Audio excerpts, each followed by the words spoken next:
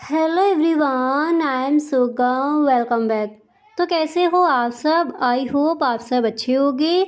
स्वागत है आप सभी का आपके अपने एसपी स्टडी यूट्यूब चैनल पर। तो गाइस, आज हम इस वीडियो में कुछ ऐसे सेंटेंसेस लाए हैं जिनको आप रोज़ाना बोलते हो। उन सारे सेंटेंसेस को आज हम इंग्लिश में देखेंगे, तो आप इस वीडियो में एंड तक बने रहें। वीडियो को आपको बिल्कुल भी स्किप नहीं करना है। और यदि आप इस चैनल पर पहली बार आए हो तो इस चैनल को सब्सक्राइब कर लेना, बेल आइकन को भी प्रेस कर देना, ताकि वीडियो की जो भी नोटिफिकेशन हो वो सबसे पहले आपके पास पहुँचे।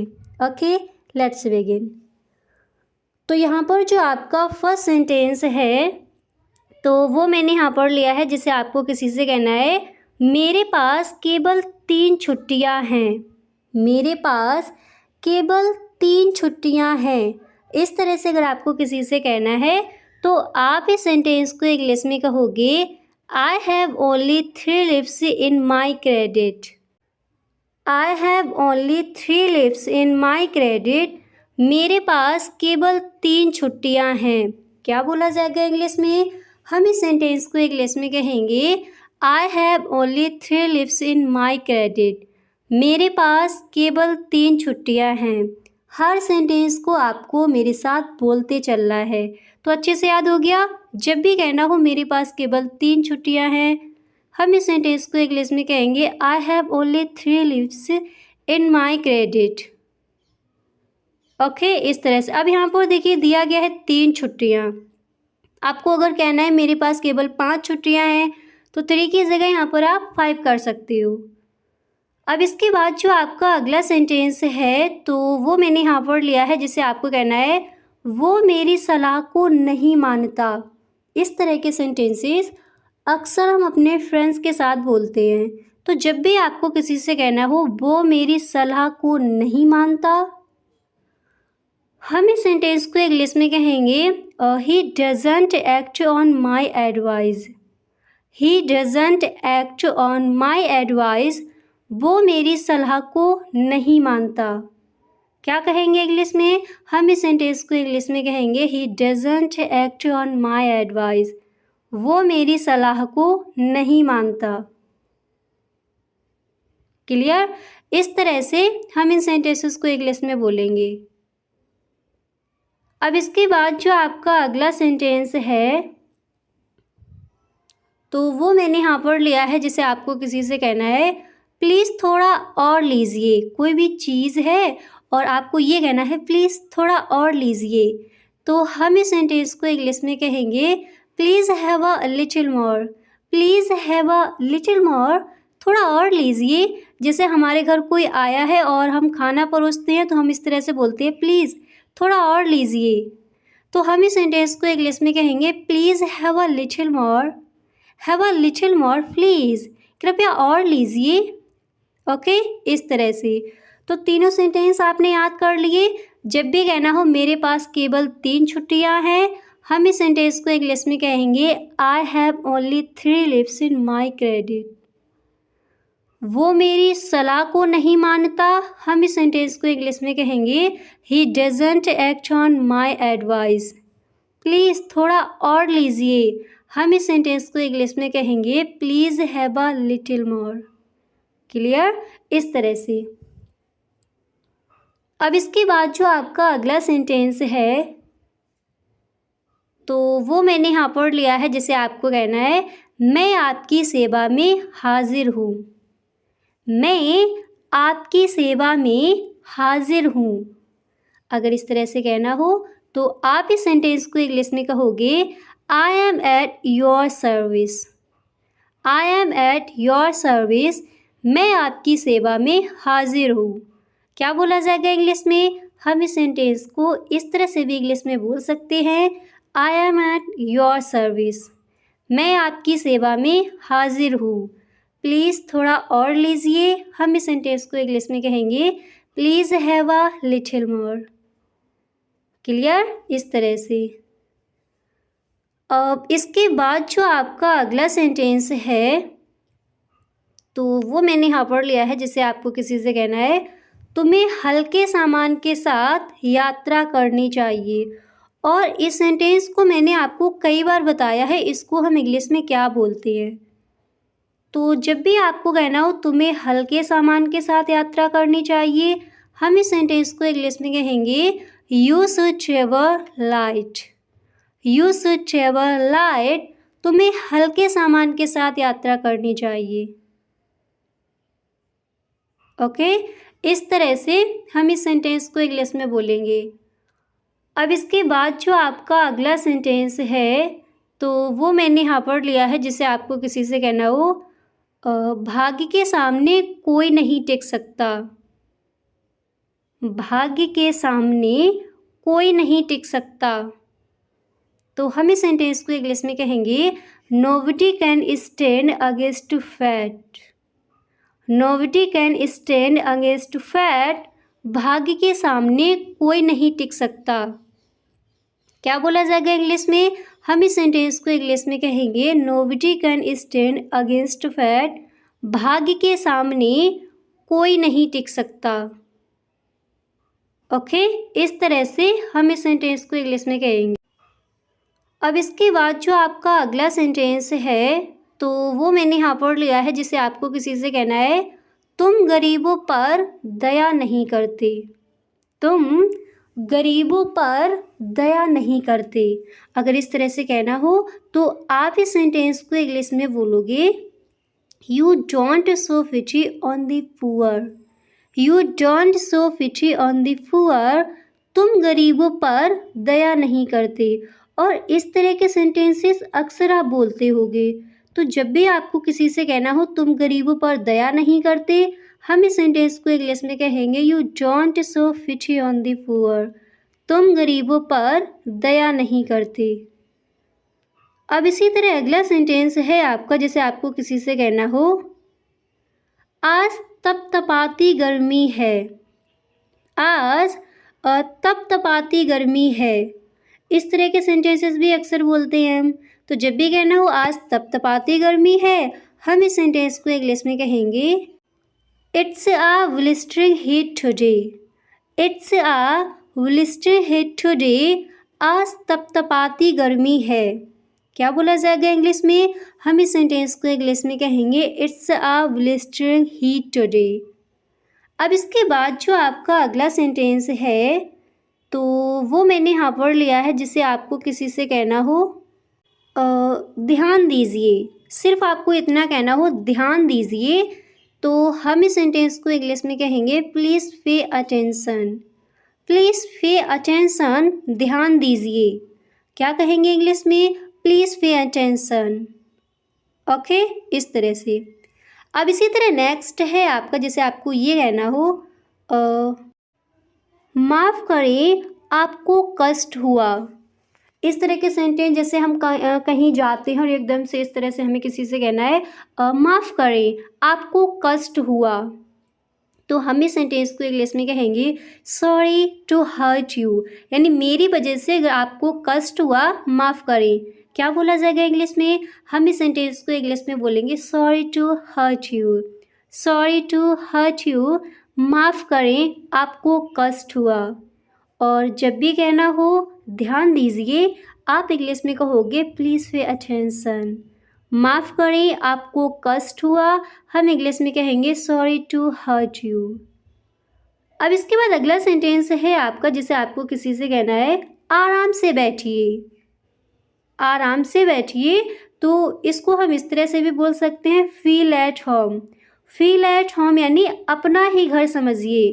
तो जैसे हम कहते हैं आराम से बैठिए, आपका ही घर है, तो हम बोल देते हैं फील एट होम, अपना ही घर समझिए, आराम से बैठिए।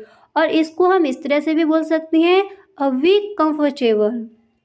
वी कंफर्टेबल, आराम से बैठिए। ओके, तो जब भी आपको कहना हो आराम से बैठिए, इसको आप बोल सकते हो फील एट होम, नहीं तो आप बोल सकते हो वी कंफर्टेबल। ओके, इस तरह से हम इस सेंटेंस को इंग्लिश में कहेंगे।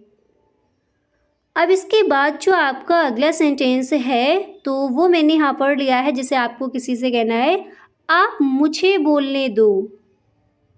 आप मुझे बोलने दो। इस तरह के सेंटेंसेस अक्सर हम बोलते हैं गुस्से में। अब मुझे बोलने दो, तो हम इस सेंटेंस को इंग्लिश में कहेंगे लेट मी स्पीक। अगर कहना है अब आप मुझे बोलने दो, तो हम इस सेंटेंस को इंग्लिश में बोल सकते हैं let me speak now. Let me speak now, अब मुझे बोलने दो आप।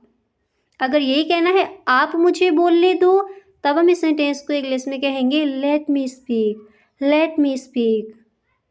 अच्छे से याद हो गए इस तरह से। अब इसके बाद अगला सेंटेंस देखते हैं।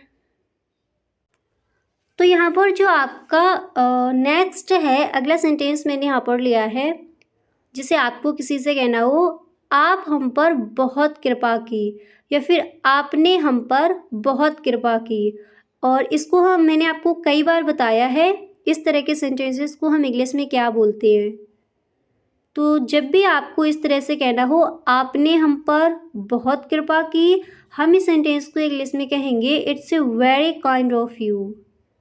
It's a very kind of you, आपने हम पर बहुत कृपा की। ओके, क्या कहेंगे इंग्लिश में? हम इस सेंटेंस को इंग्लिश में कहेंगे it's a very kind of you, आपने हम पर बहुत कृपा की। अब इसके बाद जो आपका अगला सेंटेंस है, तो वो मैंने यहाँ पर लिया है, जिसे आपको किसी से कहना है सोचने के लिए वक्त दीजिए। वक्त यानी टाइम दीजिए। सोचने के लिए वक्त दीजिए। अगर इस तरह से कहना हो तो आप इस सेंटेंस को इंग्लिश में बोलोगे give me some time to think. Give me some time to think, सोचने के लिए वक्त दीजिए। क्या बोला जाएगा इंग्लिश में? हम इस सेंटेंस को इंग्लिश में कहेंगे give me some time to think. Give me some time to think, सोचने के लिए कुछ वक्त दीजिए, या फिर सोचने के लिए कुछ टाइम दीजिए। हम इंग्लिश में बोलेंगे give me some time to think. अच्छे से याद हो गया इस तरह से। अब इसके बाद अगला सेंटेंस है आपका, जिसे आपको किसी से कहना है आपसे मिलकर खुशी हुई। अक्सर इस सेंटेंस को हम बोलते हैं। तो जब भी कहना हो आपसे मिलकर खुशी हुई, हम इस सेंटेंस को इंग्लिश में कहेंगे प्लेजर टू मीट यू। आप इसको इस तरह से भी बोल सकते हो nice to meet you, glad to meet you, नहीं तो आप बोल सकते हो प्लेजर टू मीट यू, आपसे मिलकर खुशी हुई। क्या बोला जाएगा इंग्लिश में? हम इस सेंटेंस को इंग्लिश में कहेंगे pleasure to meet you. Pleasure to meet you, आपसे मिलकर खुशी हुई। इसको आप इस तरह से भी बोल सकते हो नाइस टू मीट यू, आपसे मिलकर बहुत खुशी हुई। नहीं तो आप बोल सकते हो glad to meet you, good to meet you, आपसे मिलकर अच्छा लगा। ओके, इस तरह से हम इन सेंटेंसेस को इंग्लिश में बोलते हैं।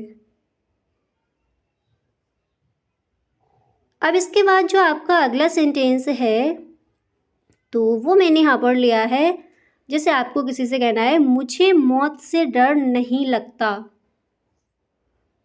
कहीं ना कहीं इस सेंटेंस को हम बोलते ही है। तो जब भी कहना हो मुझे मौत से डर नहीं लगता, हम इस सेंटेंस को इंग्लिश में कहेंगे I am not afford of death. I am not afford of death, मुझे मौत से डर नहीं लगता। क्या कहेंगे इंग्लिश में? हम इस सेंटेंस को इंग्लिश में कहेंगे I am not afford of death, मुझे मौत से डर नहीं लगता। अब इसके बाद अगला सेंटेंस है आपका, जिसे आपको किसी से कहना है तुम्हें शर्म आनी चाहिए। तुम्हें शर्म आनी चाहिए। तो हम इस सेंटेंस को इंग्लिश में कहेंगे you must be ashamed. You must be ashamed, तुम्हें शर्म आनी चाहिए। ओके, इस तरह से हम इस सेंटेंस को इंग्लिश में कहेंगे। अब इसके बाद जो आपका अगला सेंटेंस है, तो वो मैंने यहाँ पर लिया है, जिसे आपको कहना हो तुम्हारी ऐसा करने की हिम्मत कैसे हुई। तुम्हारी ऐसा करने की हिम्मत कैसे हुई। अगर इस तरह से कहना हो तो हम इस सेंटेंस को इंग्लिश में कहेंगे how do you do so. How day you do so, तुम्हारी ऐसा करने की हिम्मत कैसे हुई? क्या बोला जाएगा इंग्लिश में? हम इस सेंटेंस को इंग्लिश में कहेंगे हाउ डेयर। अगर आपको कहना है तुम्हारी हिम्मत कैसे हुई, सिर्फ इतना कहना हो तो हम इंग्लिश में कहते हैं how dare you, how dare you. अगर कहना हो तुम्हारी ऐसा करने की हिम्मत कैसे हुई, तब हम इस सेंटेंस को इंग्लिश में कहेंगे how dare you do so, how dare you do so. तुम्हारी ऐसा करने की हिम्मत कैसे हुई? ओके, इस तरह से हम इन सेंटेंसेस को इंग्लिश में कहेंगे। तो जब भी कहना हो सोचने के लिए वक्त दीजिए, हम इस सेंटेंस को इंग्लिश में कहेंगे give me some time to think. आपसे मिलकर खुशी हुई, हम इस सेंटेंस को इंग्लिश में कहेंगे प्लेजर टू मीट यू। मुझे मौत से डर नहीं लगता। हर सेंटेंस की यहाँ पर प्रैक्टिस भी करते चलिए। मुझे मौत से डर नहीं लगता। I am not afford of death. तुम्हें शर्म आनी चाहिए। You must be ashamed. तुम्हारी ऐसा करने की हिम्मत कैसे हुई? हम इस सेंटेंस को इंग्लिश में कहेंगे how dare you do so. Okay, इस तरह से हम इन सेंटेंसेस को इंग्लिश में कहेंगे। अब इसके बाद अगला सेंटेंस देखते हैं। तो यहाँ पर जो आपका अगला सेंटेंस है तो वो मैंने यहाँ पर लिया है, जैसे आपको किसी से कहना है अपने दोस्तों से बात करो, अपने दोस्तों से बात करो। तो हम इस सेंटेंस को इंग्लिश में कहेंगे talk to your friends, talk to your friends. अपने दोस्तों से बात करो। इस तरह के सेंटेंसेस अक्सर हम अपने कॉलेज में बोलते हैं फ्रेंड्स के साथ।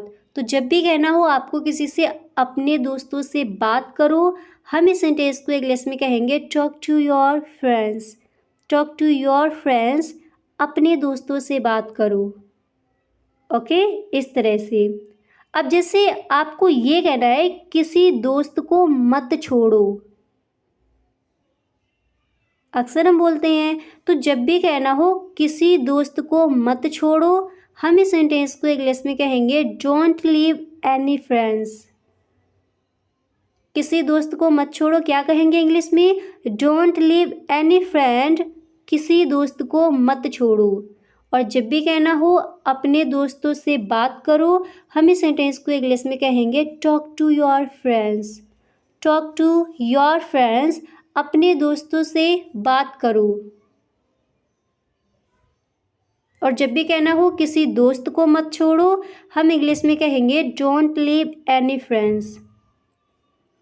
अब इसके बाद जो आपका अगला सेंटेंस है तो वो मैंने यहाँ पर लिया है, जैसे आपको कहना हो मेरे बारे में सोचो, सिर्फ इतना कहना हो मेरे बारे में सोचो। तो हम इसको इंग्लिश में कहेंगे think about me, think about me. मेरे बारे में सोचो।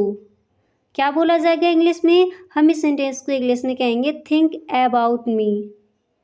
अब जैसे आपको किसी से ये कहना है मुझे तुम्हें कुछ बताने दो, या फिर मुझे तुम्हें कुछ बताना है। अगर ये कहना हो मुझे तुम्हें कुछ बताने दो, तो हम इस सेंटेंस को इंग्लिश में कहेंगे let me tell you something, let me tell you something. मुझे तुम्हें कुछ बताने दो। क्या कहेंगे इंग्लिश में? Let me tell you something. अब इसके बाद जो आपका अगला सेंटेंस है तो वो मैंने यहाँ पर लिया है, जिससे आपको किसी से कहना है इस परेशानी का हल निकालो, इस परेशानी का हल निकालो। तो हम इस सेंटेंस को इंग्लिश में बोलेंगे find out the solution of this problem, find out the solution of this problem. इस परेशानी का हल निकालो, सॉल्यूशन निकालो। क्या बोला जाएगा इंग्लिश में? हम इस सेंटेंस को इंग्लिश में कहेंगे find out the solution of this problem. मुझे तुम्हें कुछ बताने दो, तब हम इसको इंग्लिश में कहेंगे let me tell you something. मेरे बारे में सोचो, अगर ये कहना हो तब हम इस सेंटेंस को इंग्लिश में कहेंगे थिंक अबाउट मी। और जब भी कहना हो अपने दोस्तों से बात करो, हम इस सेंटेंस को इंग्लिश में कहेंगे टॉक टू योर फ्रेंड्स। अगर ये कहना हो किसी दोस्त को मत छोड़ो, तब हम इस सेंटेंस को इंग्लिश में बोलेंगे डोंट लीव एनी फ्रेंड। अगर आपको कहना है किसी व्यक्ति को मत छोड़ो, हम इंग्लिश में कहेंगे डोंट लीव एनी पर्सन। तो जब भी बोल रहा हूँ इस परेशानी का हल निकालो, हम इस सेंटेंस को इंग्लिश में कहेंगे find out the solution of this problem. Okay, अब इसके बाद जो आपका अगला सेंटेंस है तो वो मैंने यहाँ पर लिया है, जिसे आपको किसी से कहना हो मुझे देखने दो। तो आपको पता है हम इस सेंटेंस को इंग्लिश में कहेंगे लेट मी सी। लेट मी सी, मुझे देखने दो।